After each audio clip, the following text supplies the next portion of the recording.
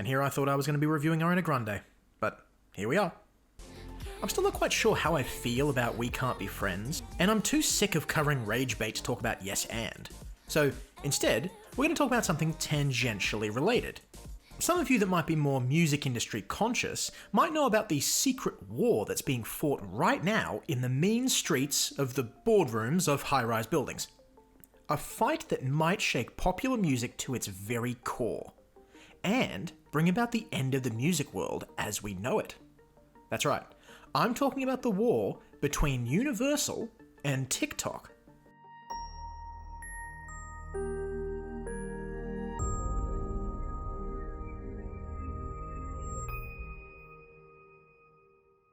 For those of you that aren't aware, in January of this year, the Universal Music Group, or UMG, didn't negotiate a new licensing deal with TikTok to allow the app to use their music. Because of this, every bit of music owned by UMG was removed from TikTok. In one foul swoop, thousands of videos were suddenly made silent. Think I didn't see you, there were flashing lights. Resulting in confusion, hysteria, panic, and content creators posting videos of themselves crying. UMG, just please put Taylor Swift back on the platform. So what's this all about? Well, to my understanding, the way things currently work is thusly. UMG create the music, the videos, the content. They own the artist's work, and to an extent, the artist. Other media platforms like TikTok pay a flat fee for a license to play that music on their platform. Now, the exact breakdown of that fee seems to be extremely convoluted and complicated. Basically, they said that TikTok are trying to pay under the market rate and that they're not going to accept that. So they're taking the music away until TikTok can pay for it like the major social network that it is.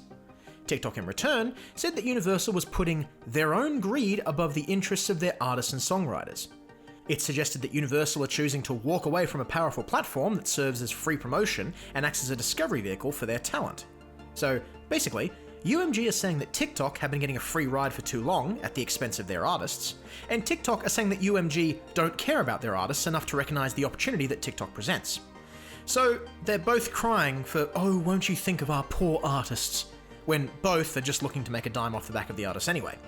So let's take a closer look at our fighters. Weighing in at 8,500 employees as of 6 years ago, from Hilversum in the Netherlands but operating out of Santa Monica, bringing a whole new definition to worldwide, we have the Universal Music Group. Alright, so Universal. You know Universal. They're not the They're not the flying horse, Statue of Liberty people. They're not the mountain with stars around it. They're the big world one.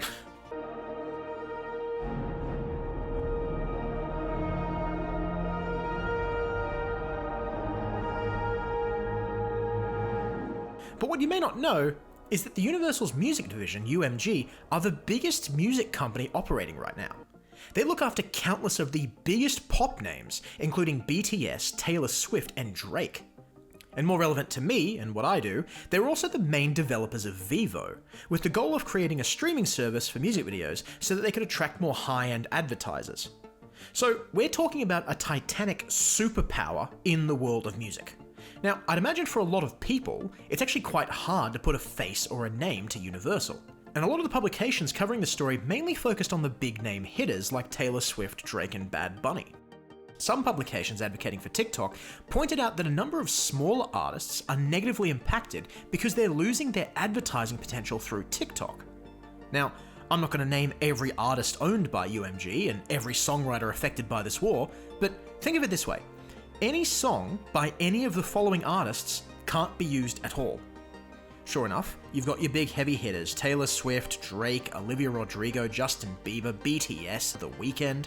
But you've also got some artists who had some hits in the past, but aren't super relevant right now. We're talking Katy Perry, Psy, the Jonas Brothers, Flo Rida, Marshmello.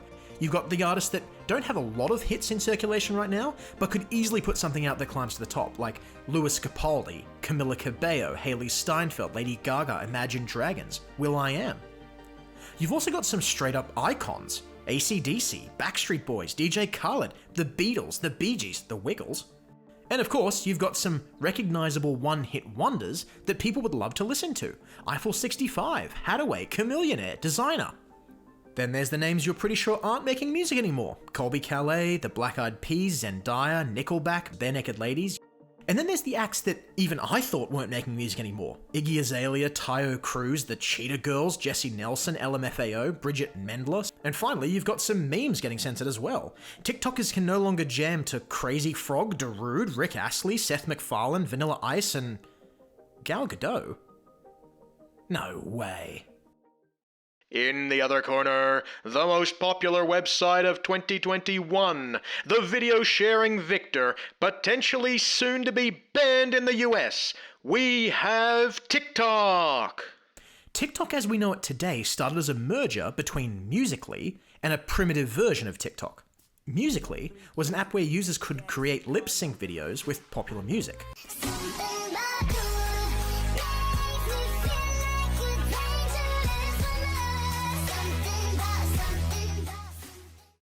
The old TikTok was an app based on a Chinese app, Douyin, created to appeal internationally. To my understanding, the only real difference between the old TikTok and Douyin is that Douyin has some other features, one of which being an in-video search feature where you can search by people's faces for more videos of them. So that kind of creepy shit that you did as the main gameplay loop of Immortality? Yeah, you can do that in real life. When they merged the old TikTok and Musical.ly in 2018, it became the app that we know today, a worldwide phenomenon available everywhere except for China, where Douyin is still operating. My earliest memories from old TikTok was that it's mainly used by a bunch of niche internet groups, and the only reason I was exposed to it was because of the emergence of ironic TikTok compilations, where people would create an account just to deface or call out some cringeworthy posts through the use of the duet feature.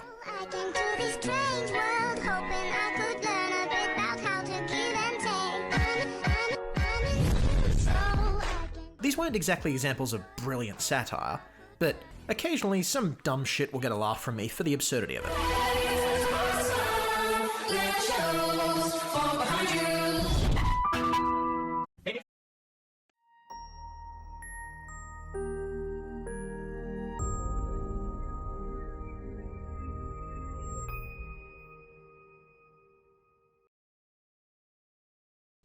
But what does the battle actually involve?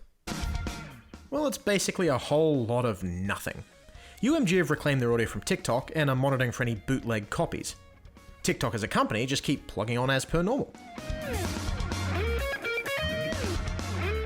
And it's gonna be like this until one of them gets bored or some outside force acts upon it. Alright, this is getting a little bit old. Alright, well while they're going at it, let's try to ascertain why TikTok hasn't just fled. What does TikTok do for the music space? Well, it has a lot of power and a loud voice. Every time I look over the Billboard and ARIA year-end Hot 100 charts, a considerable number of those entries owe their success to TikTok. But it's not just new music that TikTok offers their support to. Songs can gain a second wind on the charts with their success through the app. Some examples of this include The Weeknd's Die For You. It came out in 2017, but saw enough success on TikTok that it warranted a remix with Ariana Grande in 2023. But that being said, success on TikTok doesn't seem to contribute much to the artist other than generate interest and a desire to stream the song. TikTok itself gives you nothing more to go on than the name of the song and the name of the artist. It doesn't offer links to allow you to find more of their work. It doesn't offer you any avenues to buy the song or support the artist financially. The onus is on the consumer to take the initiative to find the creator and support them in their own time. So if the audience is lazy and can't be bothered to put in a little bit more work, you won't see any real substantive benefits from TikTok. Now, I don't have a TikTok account myself. I'm already incredibly inefficient and easily distracted as it is, but I've been keeping my ear to the ground to figure out what the goings-on are and how the app has been affected. Most TikTokers just had to adapt.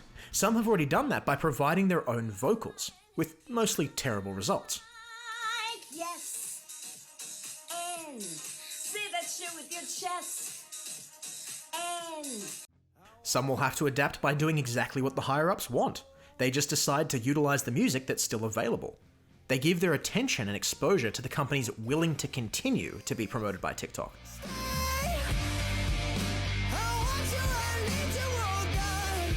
Some might even abandon TikTok to go to YouTube Shorts and Instagram Reels, where those social media networks are willing to pay Universal for the right to use their music.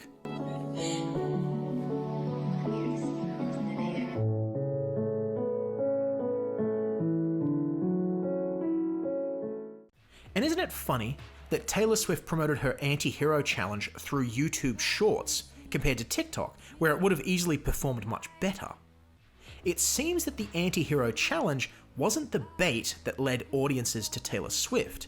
Taylor Swift was the bait that led the audiences to YouTube Shorts. But on that topic, how did the biggest music stars in the world react to their music being taken off of one of the biggest social media platforms available right now? Well, they're probably fine with it. I mean, they want to be paid for their work in something substantial like money. Famously, Taylor Swift pulled all of her music from Spotify in 2014, and she did so because she's of the opinion that music shouldn't be free. And what's important to recognize is that while streaming does make artists money, it's nowhere near enough to sustain themselves. For big artists like Taylor Swift, the streaming is supplemented with touring, advertising, the standard stuff that comes with being one of the biggest stars on the planet. Yeah, I mean, my career's over for sure. I'm never gonna have a hit song ever again at this rate. No, it's fine. TikTok, has its ups and downs. I guess we'll see what happens. For smaller artists on smaller labels who don't have the money to kickstart a lot of those vehicles of success, they'd be struggling immensely, and the paltry amount they receive from people streaming their song wouldn't make them feel comfortable about TikTok paying them in exposure, which is functionally a promise of money from an audience that TikTok isn't sure exists. It's almost important to qualify, I don't think these artists are greedy for asking for more money for their work. UMG would have given them a deal that guarantees Universal sees a sizable portion of the profits made. It's a business after all. Artists just want the time and the resources to be able to make their art, the product that the consumers want. UMG would have nothing to do with the creative process.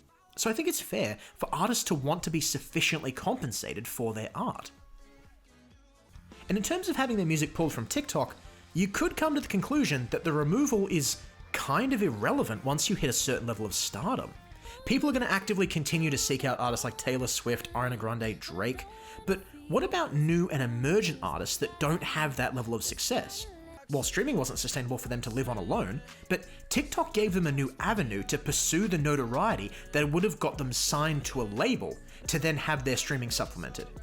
We see an artist like Lil Nas X, who played the TikTok game very effectively, then got signed because of his success. These success stories speak to the power of the app. And, as we've seen before, even artists that are already signed but floundering can find some success if the song picks up enough traction, for better or worse. So who's going to concede in this war? Well, as it currently is, TikTok is definitely looking to be making a lot more losses.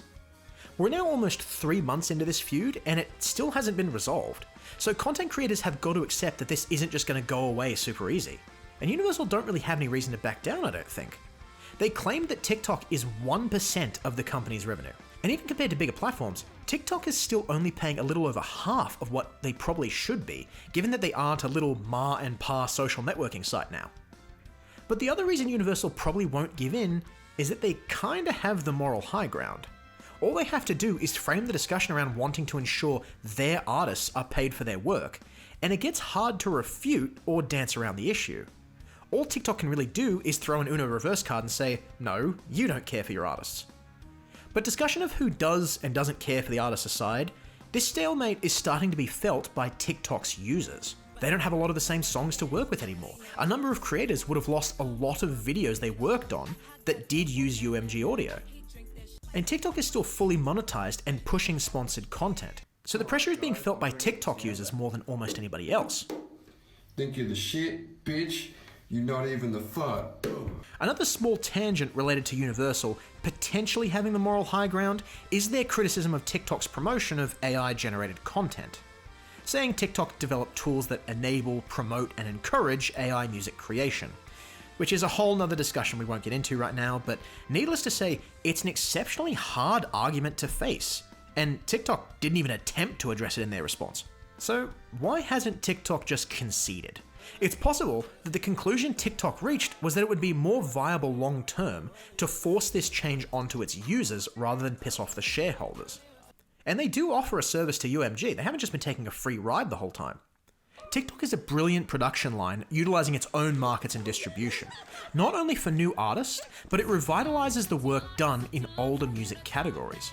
Older music comes back around in style and gets a second life cycle on the charts, specifically because of TikTok.